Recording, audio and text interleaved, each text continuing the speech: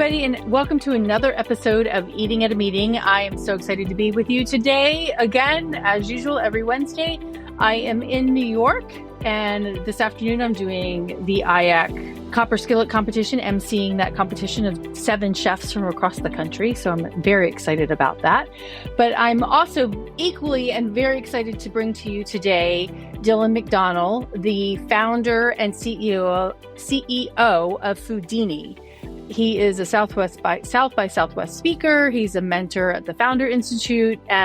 But really what we're going to talk about today is, as the title says at the bottom, the transparency movement, why menus are becoming the new frontier in guest safety.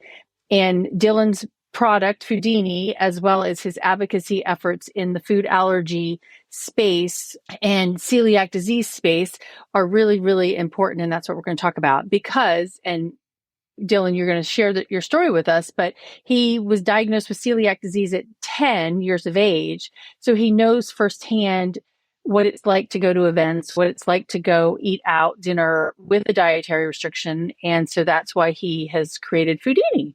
So welcome to the show. Thanks, Tracy. Thanks for having me. Great to be here. Thanks. I'm excited to chat with you. And we actually met a year and a half ago at a fair food allergy FAIRS conference.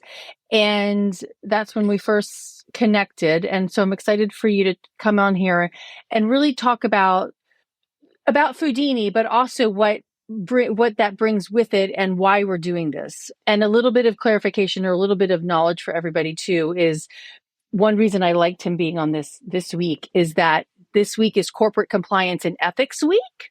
And so it's really important that what we talk about, a bill that you were very much a part of, we both were very much a part of, was the ADDI Act in California, which is a new regulation, new law in the state of California that requires food service companies, food outlets, right, to label for the top 9 allergens. So before we jump into all of that, Dylan, will you talk to us about your celiac disease and Foodini?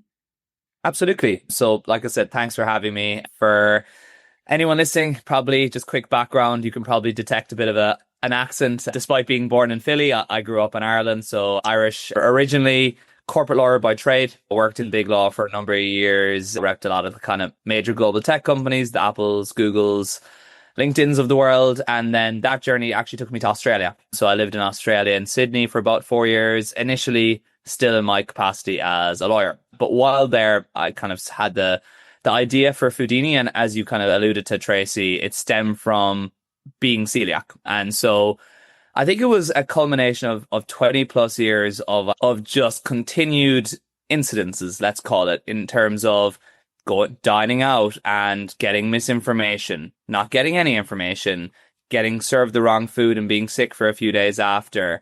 Just over time, I struggled to understand how it was still so hard to get accurate information when dining out of home. And that's everywhere from a restaurant to catering to a work event to a stadium to a school, like anywhere food is served.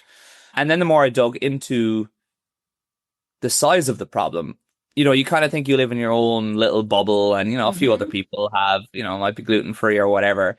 But the more I dug in, the more I realized and found the actual data and the numbers, the more I realized, this is a huge, huge problem. You have 33 million Americans who have a diagnosed food allergy. You have another 50 million Americans who have a food intolerance of some description. And you have another 70 million Americans who follow some form of lifestyle diet, like vegan, vegetarian, keto, low carb, low FODMAP, who also need to understand what is in their food to be able to follow that need. So I just couldn't understand why there wasn't a solution out there. And that's where Foodini came from. And to your question in terms of what Foodini does, we essentially sit between food and consumer to provide that transparency and personalization. So we work with everything from restaurants, hotels, catering companies, corporates, schools, stadiums. We ingest all the menu data that organization has, tag it accurately with ingredients and allergens, and then we power a personalized menu experience for consumers that they access via a QR code or via a button on a website. So it's a web app experience, not an app. And that allows them to create a personalized dietary profile across 150 different diets and allergens, and then shows them instantly exactly, here's what you can eat, here's what you can eat with a modifier and what that modifier is, and here's what you can't eat and why. So it's instantaneous personalization for the consumer based on their needs. That's what we do. That's so interesting. And are restaurants across the country using it now? Yeah, we have everything from SMBs, mid-market, close to securing some enterprise companies now. SB68, as you alluded to, is obviously helping push the dial in that regard as well. But yeah, we have restaurants across, I'd say, nearly most states at this point. That's awesome. And are they mom and pop or independent restaurants, or are they more chain restaurants? Because the SB68 is, well, and then the food allergy, federal regulations really were for 20 locations or more, and that's what SB68 says too. So talk about that. We can work with any food establishment, okay. Bottom line. So we started with all mom and pop shops to kind of learn our trade, let's call it, and figure out how the ecosystem worked. We're probably mainly focused from an outbound perspective on those kind of 20 plus chains, just given from a regulatory perspective, they need to do this now. But we get inbound every day from mom and pop shops that have struggled maybe to properly document their food allergens or find a way to put it in front of the consumer that is non-onerous for them, and where we make it super quick, easy, and we're pretty cheap as well. So we get a lot of inbound from businesses all over the country who want to just roll out our solution. Nice. Okay, so let's talk about SB68. Again, it is the ADDI Act, which is the Allergen-Disclosure in Dining Experiences. Did I get that right? I believe so. Yeah. Yep. That was, and I had Robin Lau and her daughter Addie, who the bill is named after, on the show a couple of months ago, and talking about this advocacy effort, and then the fact that it got passed. It was October 13th. October 13th. Yeah. October 13th that it was signed into law. So because you were also very instrumental in that, tell us a little bit about what that says and what it's going to do for California restaurants. Yeah, I think it's huge, not just for California. Yeah, I think it's huge, not just for California restaurants. I think it's huge for this movement nationally. And yeah, I definitely want to start by giving a massive shout out to Robin and Addie. I know Robin pretty well at this point as well. She's amazing, put so much hard work into this, as did Alexa Jordan and their team at Asthma and Allergy Foundation as well, as did the senator. So they all did a ton of work on in terms of being the front line there. I was happy to kind of support in the background. I definitely felt like a bit of a political lobbyist there for a few months. I was trying to find ways of getting to senators and assembly members and Gavin Newsom's office and making sure that they understood the importance of this. But to summarize, to your point, what it actually means. Prior to this, in the world of dining out or food, there was no regulations other than if you had 20 plus locations, nutrition was required to be labeled on menu. This was the first one around food allergens. So it essentially mandates that any food facility with 20 plus locations, I think it's actually worldwide, where one of them is in California, is captured. At least one of them.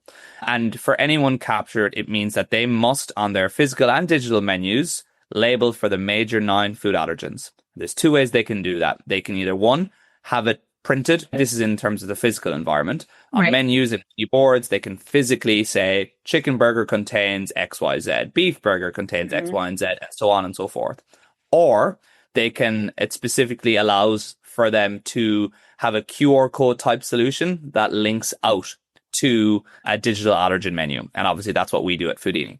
And to be frank, most of the brands we're talking to have a preference for that second option, not just because it's obviously much less messy on their menu, and it means they don't have to kind of completely redesign and have a lot of clutter on their menus, but also because things change. Menus change, recipes change, ingredients change, allergens change, and you don't want to have to be reprinting all of your menus and all of your menu boards every time any little change happens. So having kind of one source of truth that, powers this across all of your infrastructure, we believe makes a lot more sense. We're in a digital era. I think going back to using manual methods just doesn't really make sense now that the technology exists to not do that. So I think in terms of, obviously that'll have a huge impact in California, but also most of the brands we're talking to, because they're doing this work to publish it for the consumer in California, I think they're going to publish it across the rest of the country as well. Because that's the thing about chains as well. It's all about consistency of experience.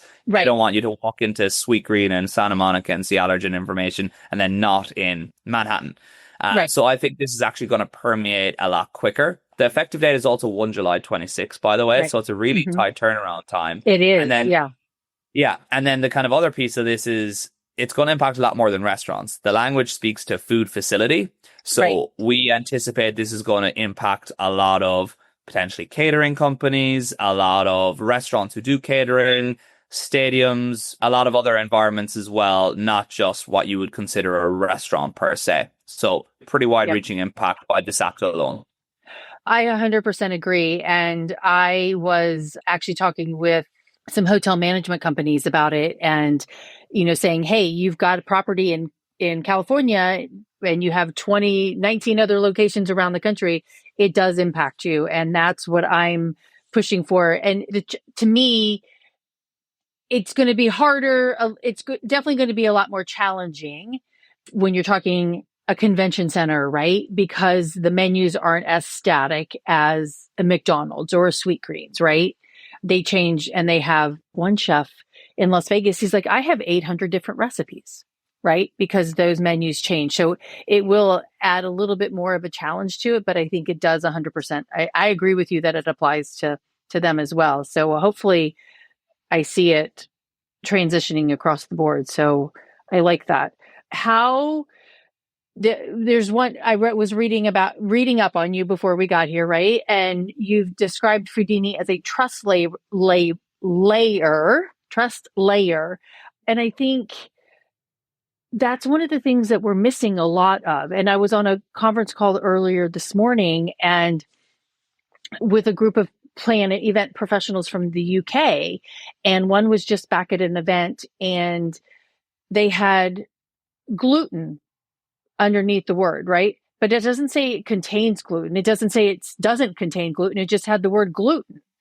And you lose all trust with that, right? You have no idea what they're talking about. So talk about how, how this labeling, SB68 and labeling in general helps create a layer of trust for businesses as well as diners. Yeah, it's a great question. And just to your point on catering, I think because of the environment, like even take corporate environments where cafeteria or even just like companies where they order in 10 food items to the kitchen for the team lunch or whatever it might be. Those are the highest risk environments because those are the places where you need the most labeling and transparency because there's no member of staff there typically to answer questions. Right.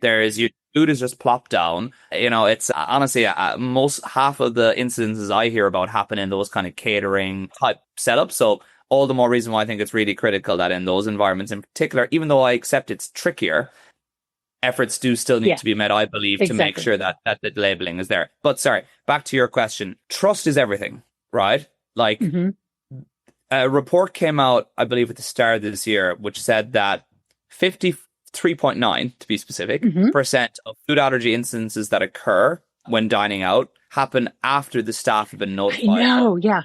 Right? Now, that blew my mind. My mind because what that tells you is that the system is broken. Even talking to the staff and telling them is not enough to be safe anymore. And so I think it is critical to have a single source of truth. Right. The restaurant you cannot have that new hire who started yesterday, who's 16 or 17, casual part-time, who hasn't got food allergy training, who isn't and couldn't be an expert on every ingredient and every allergen on your menu, be that line of defense between that anaphylactic child and your kitchen. It just doesn't make sense. And so what we kind of say to restaurants is, what we say to all restaurants and everyone we work with is, regardless, put Foodini to one side. There's kind of three things that we think you all should do. One is food allergy training. It's just a must. You have to train staff to understand this issue and the consequences of getting it wrong. One. Right. Two is documentation of your ingredients and allergens. Maybe you don't want to use a technical solution like Foodini, or maybe you don't want to put it, in front of your consumers for some reason. But if you don't have the information documented, how can your staff answer the questions manually if asked? It just doesn't make sense. And then number three, we do, again, from our perspective, believe, even if it's a static PDF, putting this information in front of your consumers.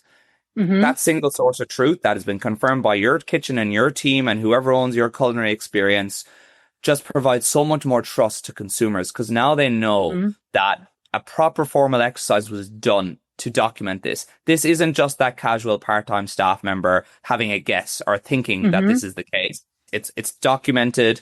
It's, relatively recently updated. It just adds such a layer of trust and confidence to the Mm-hmm. consumer who needs to understand if it's suitable for them or not. And so I think what SB68 does is it pulls it even further to make sure that it's not just, a PDF buried in the bottom of a website that, maybe traditionally some of the big enterprise groups have used. But no, it's actually front facing, consumer facing. It means the restaurant needs to put more focus on, making sure it's up to date at all times. And ultimately, I think it's going to drive a lot of business to restaurants from consumers who previously were were nervous to dine at these establishments.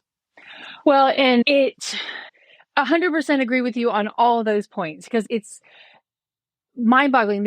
I was telling this story today as well in this conference call that I was on, is that one venue said, well, we're not going to label for allergens for liability reasons.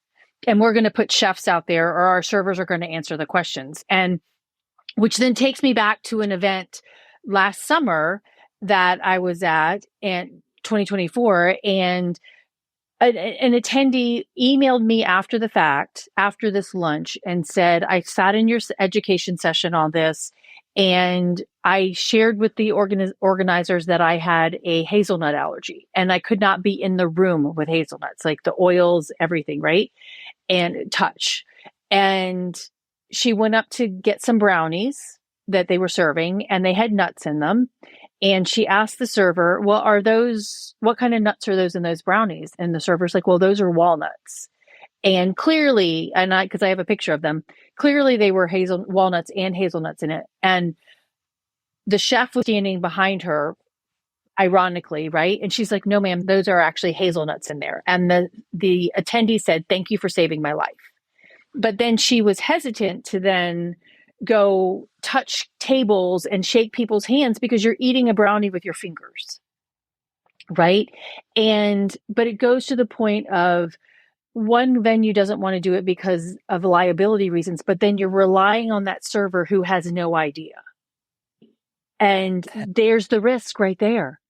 And that's exactly been my frustration for so long on this point, is that server wasn't equipped to answer the question. Right. It's not the server's fault. I have massive empathy for that server, because there was no document that server could have learned off the night before, even if he wanted to, which again wouldn't even be in scope for his job, to know that there was hazelnuts in it. If it's not documented, they can't answer the question. And I think this whole perception of, if we, label for it and we make a mistake, we're going to be liable. There's been a 400% increase in food allergy lawsuits in the last few years, not because of labeling, because of the lack of labeling. Because again, all of these mistakes are happening because of human error. And don't get me wrong, again, my empathy for restaurants and the food industry, generally speaking, this is tricky. Like, there are reasons why it's never 100% perfect. Like, there's supply chain issues. There are, substitutions on the day of, where your distributor will swap out this brand of mayo for that brand of mayo because they ran out. Manufacturers can change, the product makeup, on a whim, and that information might necessarily trickle down all the way to the restaurant in a timely manner. Like, these things can happen, but I would strongly argue that they're edge cases. Right. From a duty of care perspective, if you document and do your best to identify the allergens in food, and if a crazy edge case happens where something gets swapped out, noting, by the way, your disclaimer, like, I think all you have to do is look at the big major enterprise groups. Every one of them, Chipotle, McDonald's, Sweetgreen, blah, blah, they all have an allergen matrix, and all of them have the same language at the top. We cannot guarantee the lack of these allergens because of cross contact in the kitchen, because of supply chain issues, blah, blah, blah. Like, they all put that disclaimer there because they know, even for them, there's always that risk that something can go wrong. So for any other restaurant or person in this industry who's thinking about it, once you have the correct disclaimer, and once you make best efforts to document it accurately, and once you have a process in place to make sure that, to the best of your ability, you catch changes and Mm-hmm. update the documentation accordingly, it's going to be very hard for a lawsuit to be successful against you because from a duty of care perspective, you've met all best efforts. Right. And I've spoken to numerous law firms about this here, and obviously coming from a legal background myself, for me, it's just pretty obvious. But Yeah. you're right. There has been a fear that doing this could trip us up. Right. But SB 68 now takes that away. And I think Right. the other regulation that's coming behind it in New York and in other states, like I see in the next few years, this is going to be standard for every restaurant in the country, full stop, Right. like it is Yeah. in Europe. And so Mm-hmm. this is happening anyway. And I think the other thing SB 68 put into the language, which I think should be echoed across any future regulation, was the wording knows or reasonably should know. And that comes Right. back to what the example I just gave, where there are crazy edge cases that can happen. And I don't think a restaurant should be liable for something crazy that happens outside of their control, because there is always that element of risk for Right. anyone with a food allergy Right. if they eat out at home. Well, and it's like, I like the fact that you said the due diligence and the duty of care, right? I'm like, you are a food service business, so you should know what's in the food that you're serving, right? And you shouldn't be relying on a server to say one way or the other. And you might get sued, but if you have your SOPs in place and you've created your systems, you're going to reduce your liability, because accidents do happen. Somebody's going to put a spoon in the wrong dish, right? Or you're going to cook the steak on top of butter, right? Or something, that could happen. But if you've and you might be liable for that, right? A little bit, but you will reduce your liability in some cases. It was funny, and because this conference call was literally just 3 hours ago. This one other planner and attendee was talking about how she looked at the QR code. This is in Europe. Looked at the QR code and noticed that the vegetables were cooked in butter. And so she's like to the server, well, can you cook my vegetables without the butter? And the server's like, well, you need to reference the QR code. And she's like, I did. And now I'm asking you to make my vegetables without the butter. And it required the chef and the general manager to come out and for her to sign something and for two people to approve that they were going to do this for her. I'm like, it's not, yes, she's allergic to it, but do your due diligence, do your training, right? And I think it's interesting. We came across this a lot as well, because modifiers is what makes things complicated in terms of, and it's one of the reasons why allergen tagging, like we've all seen allergen tagging here in different ways. Like it's generally gluten-free, vegan, vegetarian. You'll get dairy-free every so often. Maybe somewhere like Google does a good job of tagging for more than that. But the problem is that tags traditionally, where they have been done at the menu item level. Chicken burger contains gluten, but with no kind of ability to reference the fact that, well, we have a gluten-free bun. So there's a modifier available that makes this not gluten-free. And that's why we took the approach of, we tag everything at the ingredient level. So we don't tag menu item, recipe, we tag all the way down here at the ingredient level, so that where we have modifiers available, we'll ask the venue, can you cook those vegetables without butter? So they have dairy. Can you cook it without butter? Okay, that's a modifier that's available. That can be selected, and that the guest knows that is an option. Because sometimes it won't be an option. Sometimes they won't be able to cook without butter. Right. And certain things are baked into items and just can't be prepared without them. So that's, I think, one of the big things. It took a lot of work to kind of figure out how to do this properly. But yeah, the ability to clearly identify to guests where items can be available for them if there's a modifier that makes it suitable for them, that the venues have to do. Because again, that's a lot of lost revenue. The amount of times you look at a menu item and it says contains gluten, and it's like, I look at some of the salads, and where was I the other day? It was one of the salad chains. Was it Sweetgreen or was it Cava? It was one of them, but like, I wanted a certain bowl, but it said contains gluten. But then when I dug into it, it was just the crispy onions, and that was the easiest substitute out. Just don't give me the crispy onions and give me sweet potato instead. But like, I think most people just look and see contains gluten. Oh, I'm not getting that. And then a lot of people, that'll cause them to turn around and walk out the door and go somewhere else. Yeah. And like, it's just, again, just little things have been tricky for industry in terms of doing this. Right. Well, and it reminds me of going through at a convention that I go to every year. And like, if you look at the menu, it says contains gluten on every single thing. And then you walk through the line and they're like, well, we could just take the pita off the side of the bread or off the side of the plate. I'm like, then don't put that, make that an add-on after the fact, right? Or Yeah. something like that. So let's think through those systems. And it, yeah, it's streamlining. We want things to be streamlined to make it easier on you to serve. But at the same time, let's design these menus so that it's easier for you in the first place, as well as the diner, because you're 100%. going to save money.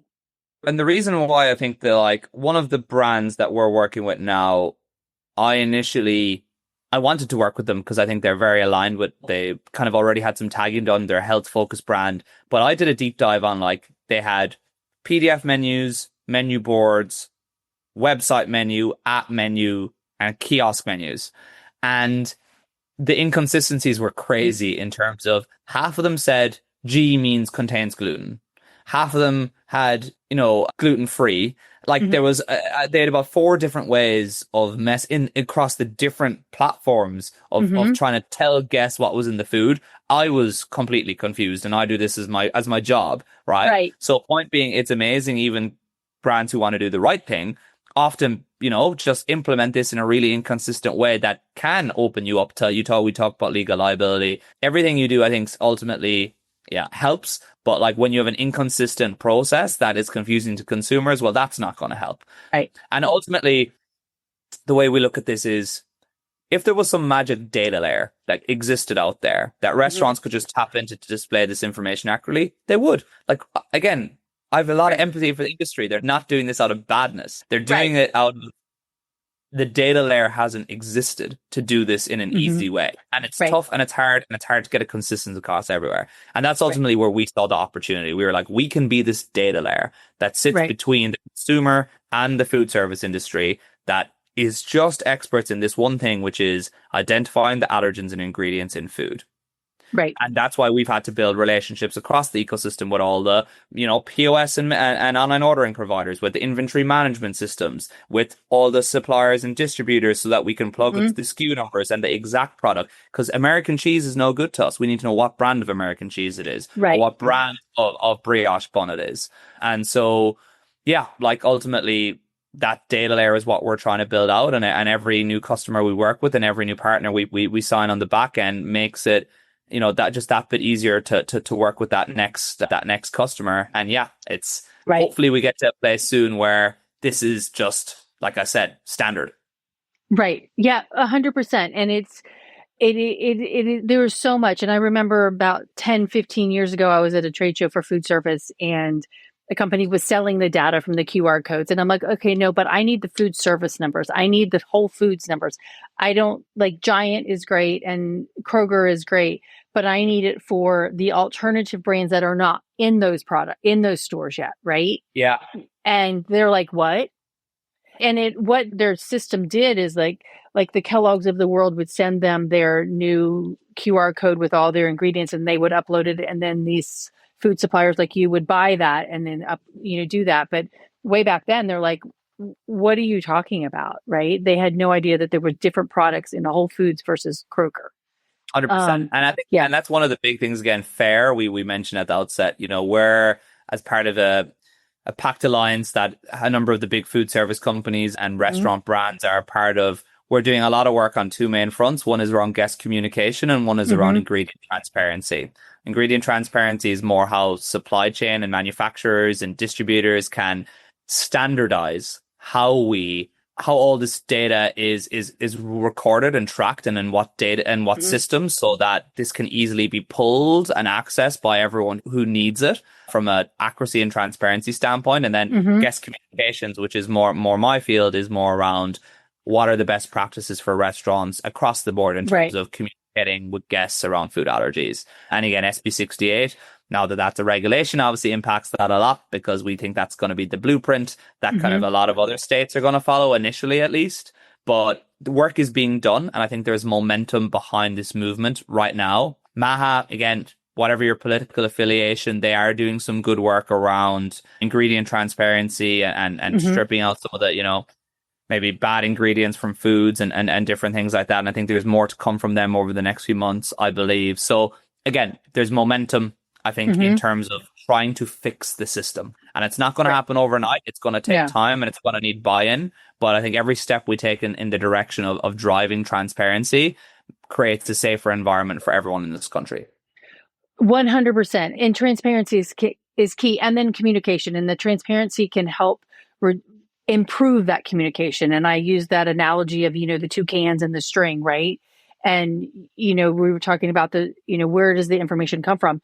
It gets lost. And with all your different menus and how do you do it right? And so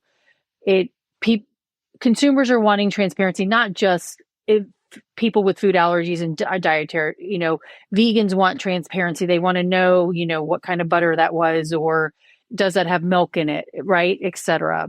And this is going way back, I went to dinner with my friend who is Jewish, and at a restaurant, I'm asking questions about dietary restriction, food allergies, and she's wanting to know, is the steak cooked with butter?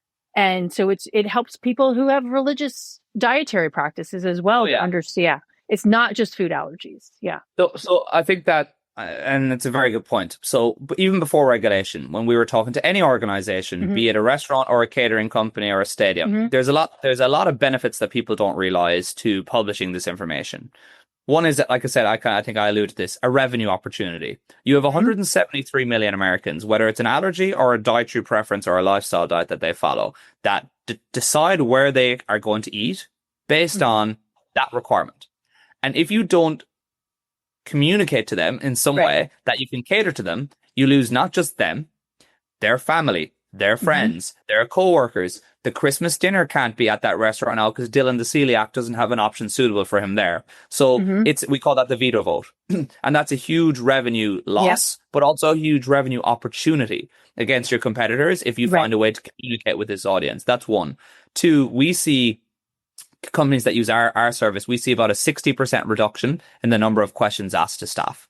So that's obviously huge in terms of labor saving, but also just line management and keeping everything moving along. That's pretty significant. And as a result, we see a massive reduction in mistakes as well. Because again, you have a single source of truth that's been confirmed by our tech, our dietitian team, and your team that everyone refers to, customer and staff alike. That is the single source of truth. That knows if there's walnuts in the brownie or not. That knows if the steak is cooked or butter or not. You don't need to ask anyone. It's been recorded there. And just on that, we're not saying you don't still tell them you have the allergy, but the difference is actual information is still recorded in an accurate way. Right.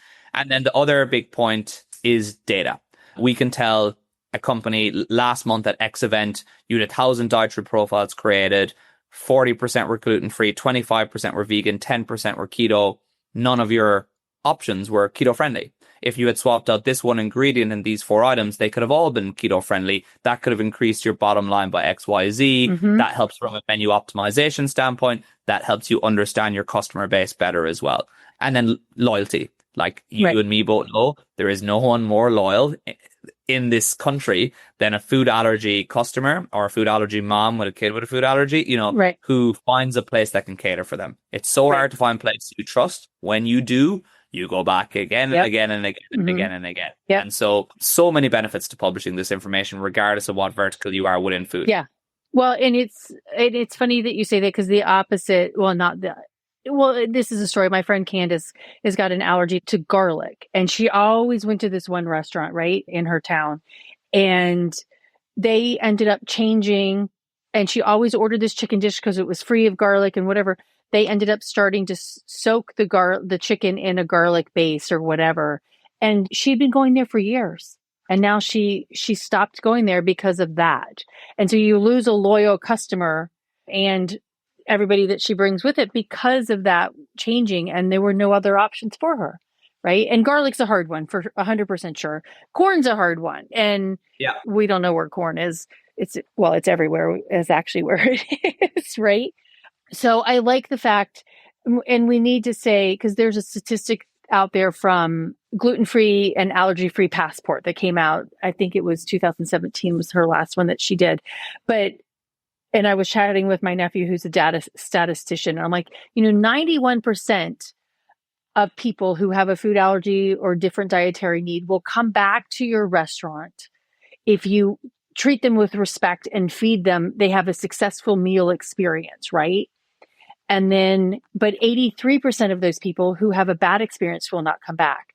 So if you can, like you said, increase your options and you're going to get 91% of those people come back with more money to spend, right? Versus 100%. And I think a key thing you said there was the experience. Mhm. I know there's some people who they like or they don't mind having the big conversation at the table and chefs and everything coming over. And again, it's required if it's severe anaphylactic allergy, it's probably required sometimes. I'm the type of person, I'm out with my friends or whatever. I just want to order like everyone else. Like I don't want the hubble if I can avoid it. And so for me, one of the big important things what we do is it puts the onus back on me to control my own decision. And I don't need to spend 5 minutes quizzing the waiter on, okay, how about this? Or can you take this off that or blah, blah, blah. I have the information that's relevant to me in the palm of my hand. I'm still going to say, by the way, I'm celiac. But that's all I have to say. I don't have to have the whole 10-minute conversation. And for me, my experience feels much more like everyone else at the table who just ordered whatever the hell they wanted to eat and went about their business. And so I don't know. I think making consumers feel safe, feel understood, and not feel nervous as they're about to put the food in their mouth. These are all the things that stem from the transparency and publishing the ingredient information. Because again, the consumer knows or feels a lot more confident that you actually know what you're talking about and that you're not just guessing and that some chef hasn't gone rogue in the kitchen. Exactly. And that can happen. I mean, especially on a catered function, right? And like you've got, somebody's coming in and you're doing something, you're modifying it somehow or whatever. And there's so many different scenarios, but the fact that going back to that one convention center that I mentioned, was like, you don't want to label for liability reasons because you haven't taken the steps to put your systems in place. Right. And so put your systems in place and reduce that opportunity for mistakes by having the recipes documented and actually just doing some food waste audits with my friend Aurora. She's talking to chefs trying to manage the food waste and how many ounces do you actually make of this one thing, right? And it's all in their head, or a lot of it's not documented. And so they're making excess where they could actually figure out, hey, how much of this do I actually need? But it goes back to the same thing here. 100%. And two things that we work with a lot of inventory management systems, like a Mies, like a Cogswell, like a Margin Edge, where inventory is huge. And like, I truly believe that there's so much value because it actually helps us do what we do as well. When you like document those, not just the recipes and the ingredients, but the quantities required in each dish, you actually have a data set that analyzes all of that for you. So to your point, you're not guessing at, how much of this or how much of that. And it's massive from a food waste and costing perspective. And also just understanding the margins on your different dishes in terms of making sure that your staff know if we're going to push one dish, make sure it's the pizza because that's our highest margin option versus something else. You know what I mean? But the other thing that I found, and it's very in line with what you just said around processes, one of the first groups we worked with, I remember we were 3 months in and I asked them, I was trying to get feedback. It was early doors. And I was asking them, what's the biggest benefit you've seen so far? Is it the extra revenue? Is it the more streamlined operations? And their response was culture. He said that because everyone now knows internally that this information is accessible by the consumer at all times via the QR or via the button on the website, that culturally everyone's taking it more serious. And what previously before might have been a chef or someone being like, who cares? Just chuck it in, do this, not really putting any care or thought to it. Now they know that this is, there's a source of truth that's being published and that if they change something and don't take the right steps around it, that there are consequences, like potentially serious consequences. And so everyone internally bought in, staff, chefs, everyone. And he said it was amazing. He just from walking around in the stores could see it tangibly. And I think that comes back to your point around processes. If you have processes in place and steps to follow that are clear, easy, and everyone's across them, you're massively mitigating your risk of something going wrong. Well, and I'm trying to find the chef because it reiterates that. So there's a 5-star restaurant in London, and I'm going to kill myself that I remember the name of it, but went gluten-free and dairy-free. He was so, and I'll put the link, I'll find the link, was so frustrated one night after all these special requests, right, coming in. And on the tube going home, he said, hey, what if, into his head, what if we just went gluten-free and dairy-free? And he didn't tell anyone. Well, he went back to the restaurant the next day and said to the chefs, or to the entire staff, what if we go gluten-free and dairy-free? And they said, sure, let's do it. And they really didn't tell their customers. They just made the food, right? It was still their chips and fish and chips and all of that stuff. Still tasted phenomenal. Their staff morale increased by 89% because they were not, having to answer 5 zillion questions, right? And even my friends in Asheville, North Carolina, Posana's, the restaurant is completely gluten-free. They don't advertise it that way, right? They talk about it when the server comes up. They don't advertise it, but it reduces the stress on the servers for having to memorize and know what's in the dishes. 100%. Modern bakery and bagel, or modern bagel and bakery, or they have 4, I think they have 5 locations, exact same. They're 100% gluten free. I actually, when I first moved to Santa Monica, I walked past them 20 times because I didn't know they were gluten free. And then I went in one day to get a coffee and then saw something. I was like, is that gluten free? And the person was, everything's gluten free. I was like, oh my God, I'll be back here. It was like 2 minutes from my house. But that's dangerous. I think I know, but I think one of the ways we look at it as well is we don't make recommendations. We don't tell people you should eat gluten-free, or you should eat vegan, or you should eat low FODMAP, or you should do this, or you should do that. We don't make recommendations. That's for you, your doctor, your dietitian, your own personal self as a human being. You can make your own choice. We just want to give you the information that you need to make an informed decision. And that comes down to ingredient transparency. So give consumer the transparency, put the information in their hands, and let them make a decision based on whatever their risk appetite is, or whatever it is that they want to follow. And Tracy, I do think as well, like, personalization is the name of the game here. Like, you look at every trend in every industry. Consumers now, especially like younger one, the Gen Zs coming through, are used to everything being tailored.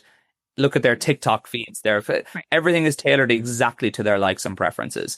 And you have the food as medicine movement. You have, people doing gut health testing and microbiome and, the biomarkers and function health and superpower, and all these people who are learning more about their bodies and what they should have less of and more of. And all of these things are coming back to a consumer who is increasingly going to insist upon avoiding things that they believe are bad for their body and for themselves.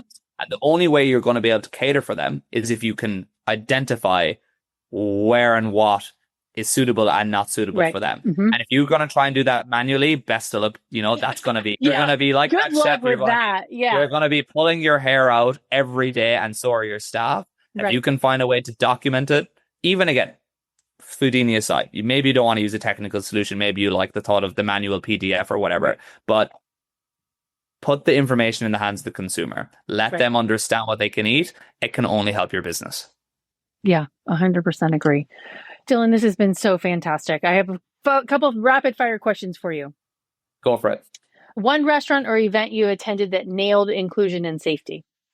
Oh, good question. Sweetfin in California, they actually are 100% gluten-free as well, although they also don't advertise it, but they do a killer job. Big fan, unbelievable food, nail it. Because you're a tech company, who inspires you most in the tech hospitality space right now, besides yourself? Good question. Let me have a think. Who would I pick? There's a few. Okay. There's a few. Yeah. You know what? I'll give, given this is we met through Fair and Food Allergy, I'll give Betsy Craig a shout out at Menutrinfo. I think she does a good job in terms of training, very passionate about the space.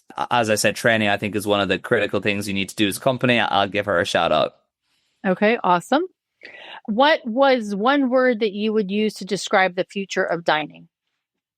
Personalization. Perfect. That's 100%. I agree with that. Yeah. And okay, 2 more. One, your go-to safe comfort meal when you're traveling, being celiac, where do you tend to go, or what do you tend to eat? I do a lot of Mexican. So Okay. like obviously corn, generally gluten free. So like either like a burrito bowl type thing Mhm. where it's just your rice and your protein and whatever, or tacos as well, assuming it's corn taco. That's the kind of staple that normally everywhere has something. Okay, perfect. And then to finish it off, finish the sentence for me. Every meal should. Provide transparency as to what's in the food. Perfect. No, that's it. It should. We should know what's in our food, you know? When you buy food in the grocery store, you know what's in it because there's labels. Well, when you Right. go to a restaurant, why should it be any different? Exactly. All right. I wrote something in here to how to connect with you, and I don't see it. So how to tell everybody how to I was going to put it up on the screen for everybody. Oh, here it is. Connect with Dylan. There we go. I'm going to remove the on LinkedIn. There you go. And Thank you. how else can they get a hold of you? Yeah, so LinkedIn is a great place to get me. Our website is foodini.co, so foodini.co, and you can find if you're in the world of restaurants or catering or anything food service, there's more information there around how we work and our processes, etc. And then also email Dylan and it's getfoodini.com, getfoodini.com. I always love talking to anyone in the space and collaborating or just maybe giving some advice or feedback if I can point them in the right direction, even if it's nothing got to do with Foodini or ourselves. Like we alluded to, I love collaborating and advocating for this space and trying to drive positive change. So always happy to speak to anyone who our mission resonates with and who thinks I can be helpful for them. That's awesome. Thank you so much. This has been very enlightening, very educational. I appreciate it. And it's coming, right? It's coming. And it's not just not California. There's 10 states that have food codes that have changed, and the new food code for 2027 will probably come out at the end of 2026. So it will probably be in there as well. So get on board. Jump before you're pushed and take advantage of the marketing opportunity around it as well. Be a trailblazer and be able to tell your consumer base, where we care about you and we care about being safety and inclusion. And, that's why we're making sure we publish this information so that you have a safe and inclusive experience. Exactly. Okay. Well, thank you so much, everybody. Thank you for tuning in. If you're watching this on the replay, please put comments in the chats, and Dylan and I will be happy to answer your questions, get in touch with you, and give you some more information. We're both here to help you succeed and get some new clients. So until next week, stay safe and eat well and have a great day. Thanks. Thanks, Tracy. Thanks. Thanks for listening to the Eating at a Meeting podcast, where every meal matters. I'm Tracy Stuckrath, your food and beverage inclusion expert. Call me and let's get started right now on creating safe and inclusive food and beverage experiences for your customers, your employees, and your communities. Share the podcast with your friends and colleagues at our Eating at a Meeting Facebook page and on all podcast platforms. To learn more about me and receive valuable information, go to tracystuckrath.com. And if you'd like more information on how to feed engagement, nourish inclusion, and bolster your bottom line, then visit eatingatameeting.com.